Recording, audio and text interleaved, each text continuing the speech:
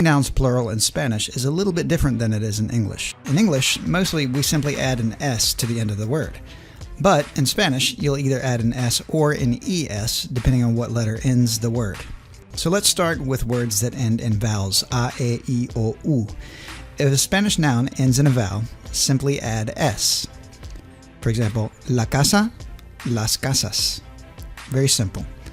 If a Spanish noun ends in a consonant, simply add ES. For example, el jugador goes to los jugadores. There are a couple of things you should watch out for though. If a noun ends in Z, change the Z to C before adding ES. So something like el lápiz would change to los lápices. The next thing you should watch out for is if there is a written accent mark on the last syllable and it's a singular word, you can get rid of it in the plural. For example, el camión with an accent on the O would change to los camiones.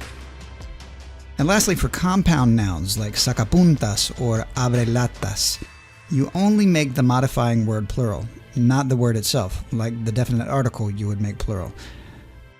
Sacapuntas would change from el sacapuntas to los sacapuntas. And that is how you make Spanish nouns plural.